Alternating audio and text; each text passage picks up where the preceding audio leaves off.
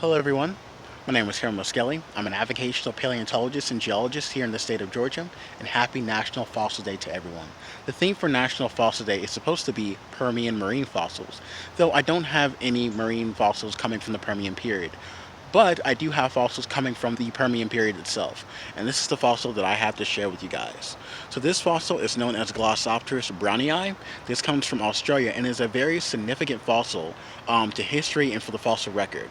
In the 1920s, a German meteorologist named Alfred Wegener proposed that the continents were once joined together, which he named Pangaea.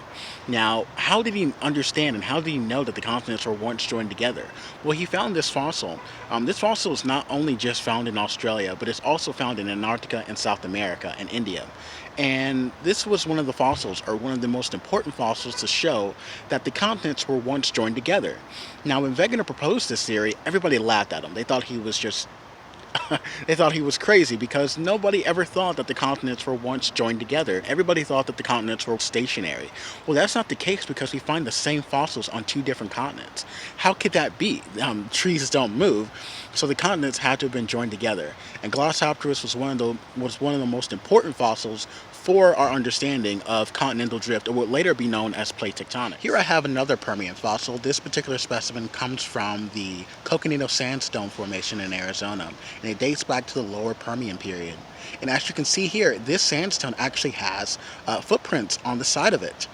We don't exactly know what animal made these footprints. All we can tell are these were probably made from a stem mammal or very closely related to therapsids or things of that nature. And this is actually represents an aeolian deposit, and that scientific word just simply means desert deposit. And this actually represents a sand dune, a large desert that covered Arizona about 240 million years ago. So this is a really important fossil that shows us that this was once a desert during this time. And this is really interesting fossil. You can see that it has tiny little footprints that are on the slab of it that represents animals that were walking on the desert floor. So this is a really interesting fossil coming from the Permian period.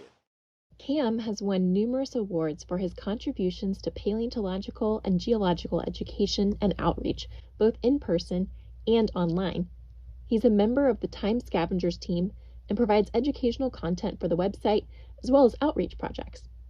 Cam has his own very extensive and well-curated fossil collection, which he uses in programs like Cam's Fossil Jam at the Fernbank Museum of Natural History in Atlanta. Follow Cam on Twitter to learn more and see where this up-and-coming paleontologist goes next in his career.